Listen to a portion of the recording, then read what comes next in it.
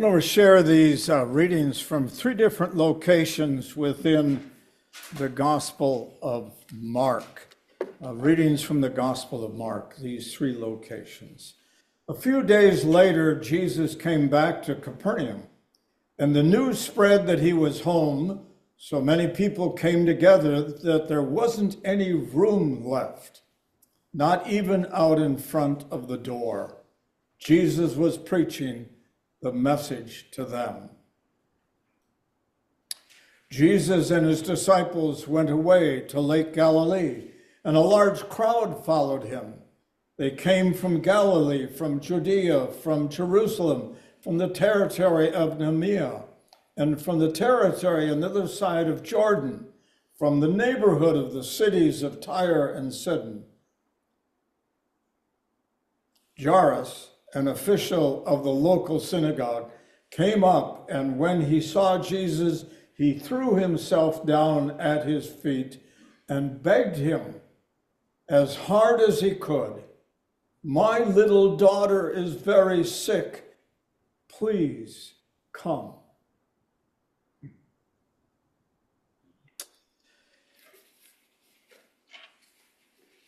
I spent a lot of time in the gospel accounts over the years that I've served churches, both as an appointment in this church in Minocqua, and then again here, and in between a lot of churches in Saxon, Hurley, Marinesco, on and on and on, Eagle River, Rhinelander, and a score of others as an interim.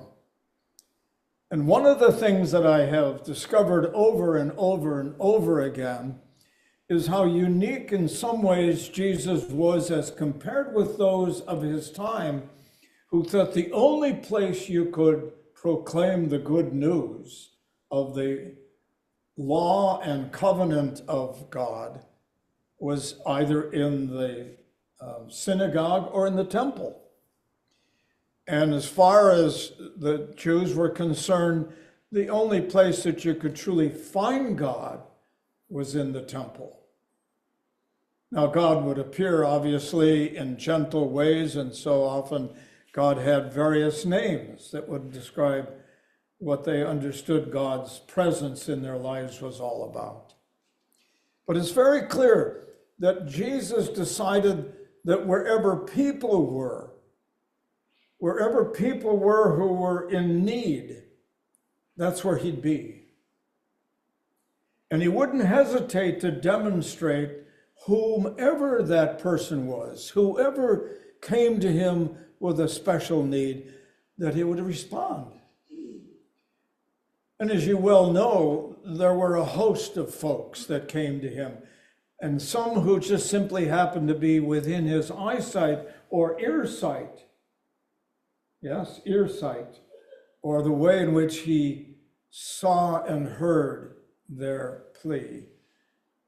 Be it the man who was chained up out in the woods because he was so psychotic and dangerous that people didn't know how to deal with him, or the lame man that showed up and needed to be cared for, but he was so badly injured that the crowd was so large they had to cut a hole in the roof to get him out. Or the woman who came to him out of desperation, who was bleeding to death. And she touched him. Actually, she didn't touch him, she touched his clothes.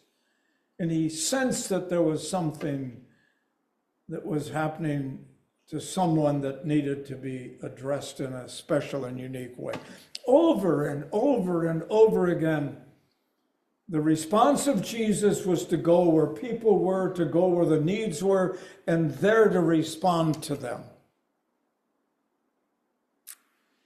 Now, very interestingly, very early on within the development of the church, the Christian church, people begin to see that need to respond.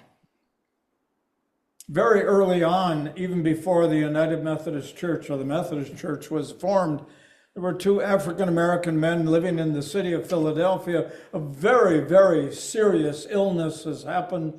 It was believed then that the African-American was immune from that disease, which turned out to be a significant mistake. These were two men who were part of a Methodist Episcopal Church fellowship, and they responded to the call to respond to the needs of others out of their awareness that that's how Jesus behaved.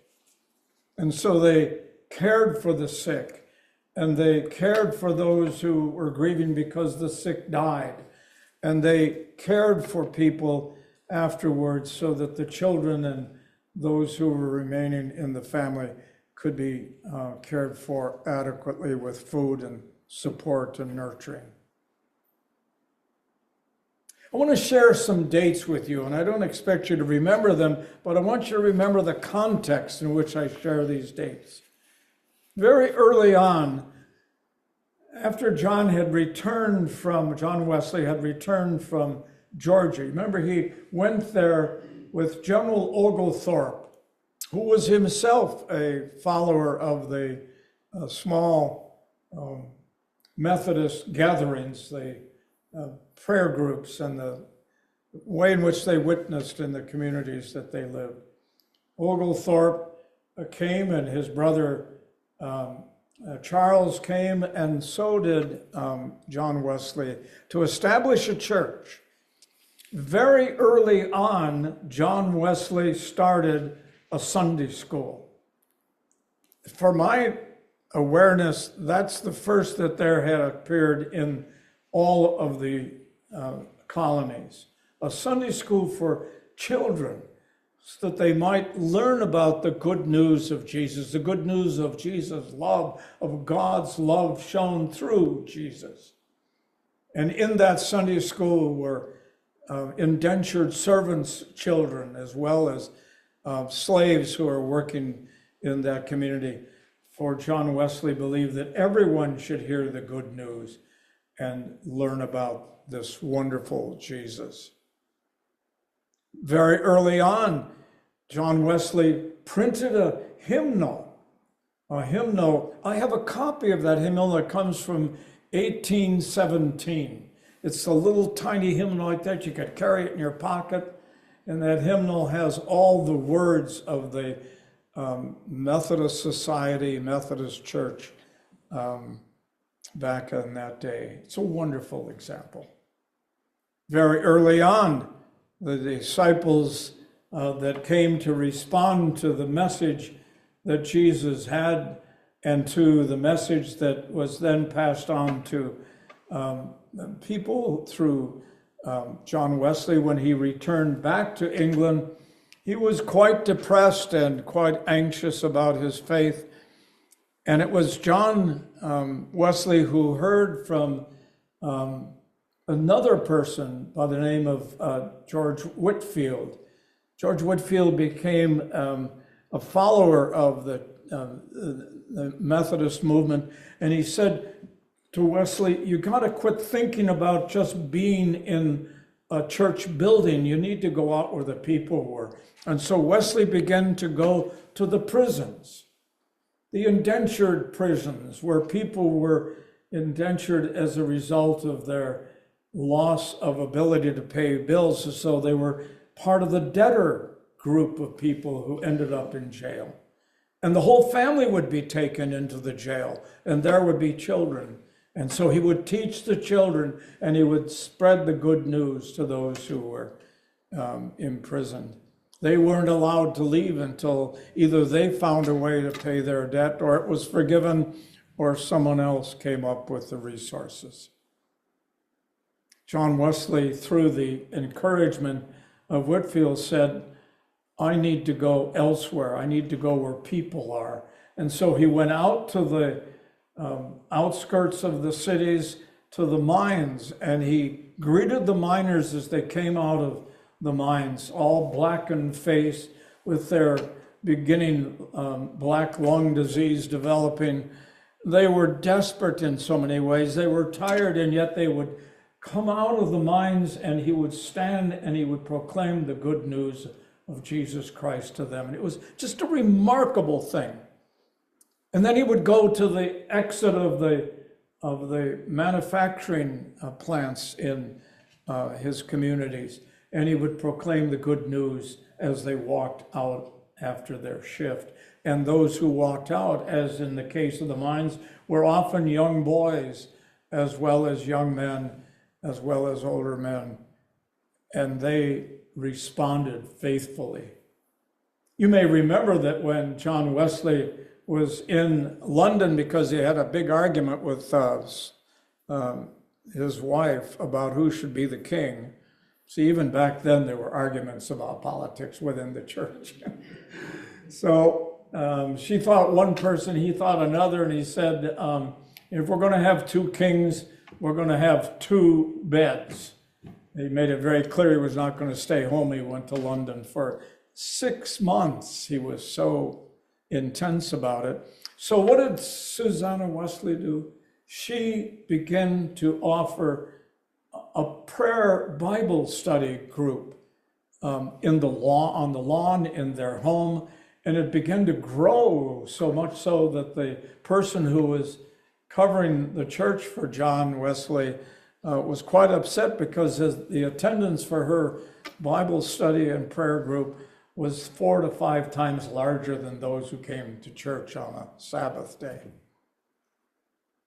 The other thing that happened that I think defines Jesus even in a more intense way is that as the church began to develop, at least within every one of the Protestant churches all across this nation, the response has been, we need to do whatever we can for those who need the most help. And so they were the ones who began to develop hospitals, university settings, care for children who were orphans, responded to those who were struggling economically.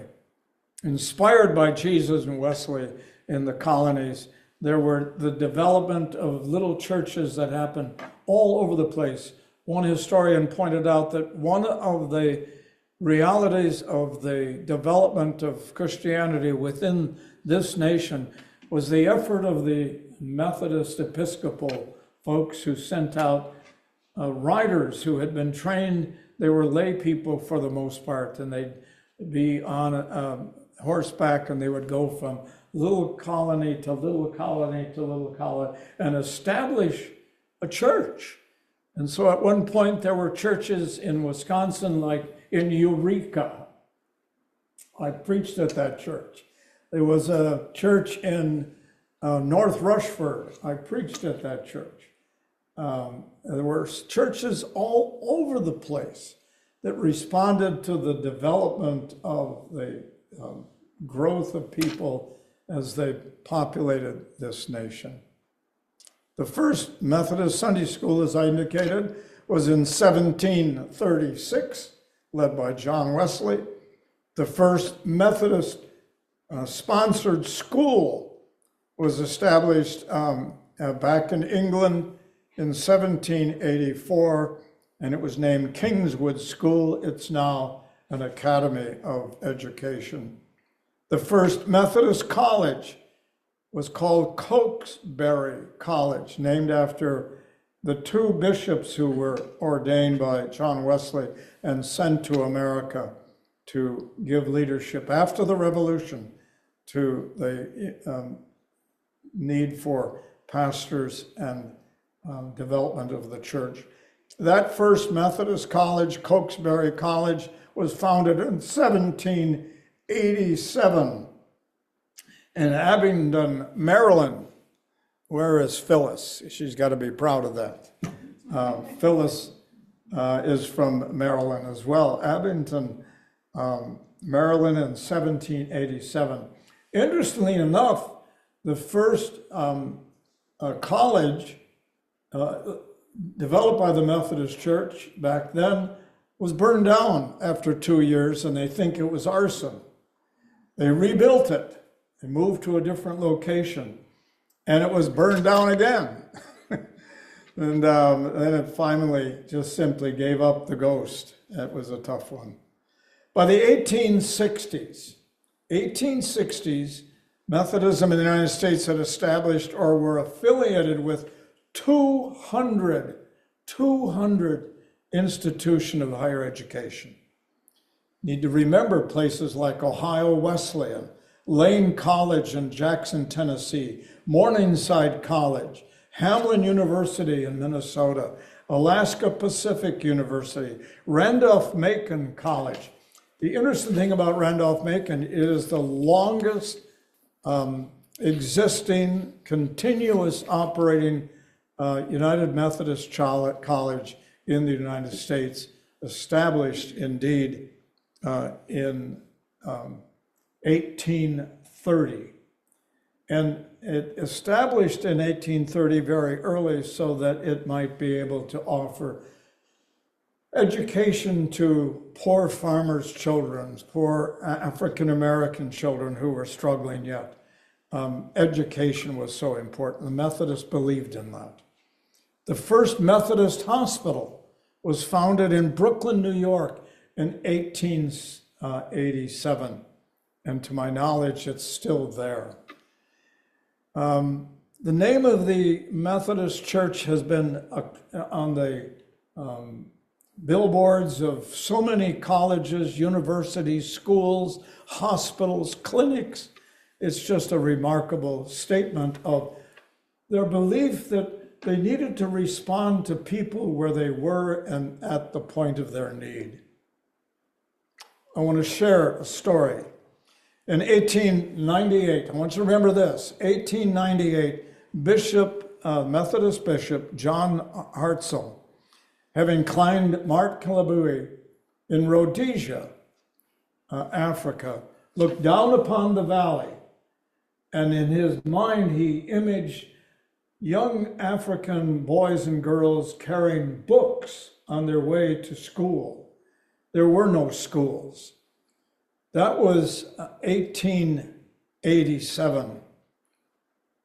In 1988, that vision was finally fulfilled when the General Conference of the United Methodist Church voted to financially support and to help establish a new university in Africa called African University. In 1992, it opened.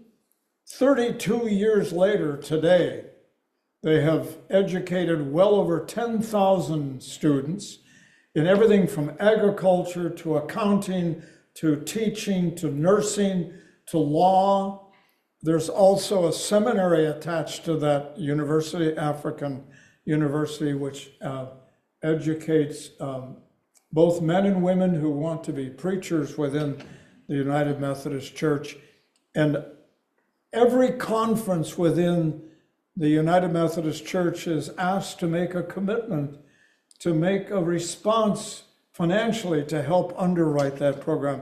I am pleased to say that our conference has sent in the last several years 100% of its commitment. And it comes as a result of our contribution through our apportionment, but also special gifts that are given. It costs the university, for all of its expenses, $7,000 for a student to go to college. But in the process, the goodwill that the United Methodist Church proclaims and offers and receives as a result of that university in what is now Zimbabwe.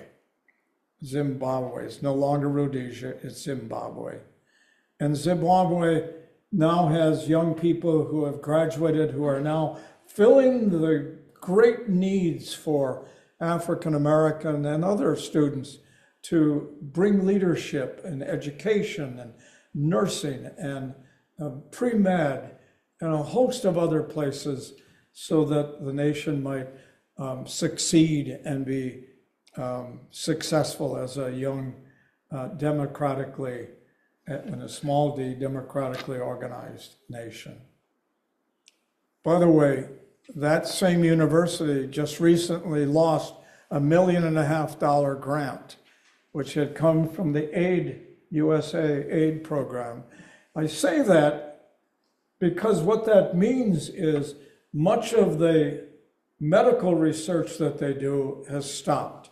Medical research in malaria, medical research in other diseases that are common in Zimbabwe. What stops is the agricultural program, which has been training young people how to help others who are farming within their country to improve or increase their skills as becoming in farming. One of the young men had developed an incredible program of raising chickens and raising eggs, and a picture of him is shown with a carton of eggs in his hand that he hoped others would learn how to develop and make use. What's missing now are many of the upgrades and needed services that come as a result of computer technology so that they can become part of the 21st century technology. So many things. So if that loss of revenue, in case anyone has $1.5 million that you're laying around, would you consider giving it to the African University? It's a great program. And it's a program that fits the model of what Jesus wanted us to do, to reach out. And I say with some degree of pride, we have done that here, and I'm delighted that we've done that. We've responded to the need in a number of places, whether it's the tragedy that's occurred in Africa, the tragedy that's occurred all over the world. We have responded to it. We found resources to send money to bring medical aid to Ghana so that they could have a maternity clinic for women who's oftentimes unable to get the care they need when they're having a pregnancy. This is who we are. This is who we are. I remember the story that Jesus told the disciples very early on in his ministry about the love that needed to be shown to others. And then later, just before his arrest, he told it in a different way by saying there was a king, and that king had separated those who were people who were faithful and those who were not. But he called on them to be responsive to his invitation to respond to the sick, to the lost, to the prisoned, to the person who is struggling to be accepted and included as part of a community. Indeed, he said, if you have done it to any one of these, you've done it to me. And they all said, when did we do that to you?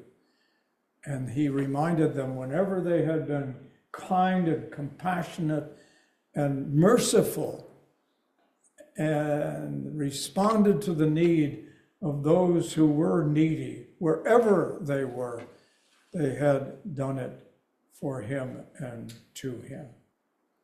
Our church indeed is called to live not only here during this worship service, but to live out there in ways that demonstrate that we have truly heard. All of us, every one of us is called upon to live that urged and need to respond to those who are sick, to those who are lonely, to those who have experienced suffering and pain, who are oppressed, and those who are longing to be included. I say with some degree of hesitation, but nevertheless with some degree of boldness, we are a church, when you think about the larger ministry, that does indeed respond to a diversity of people and a diversity of needs. That everyone, when we think about those needs, is equal in their need and their need for response, and we are called to serve them. and they are all truly included in God's love, in God's care, and in God's offer of the message of Jesus Christ, of life and eternity. Amen.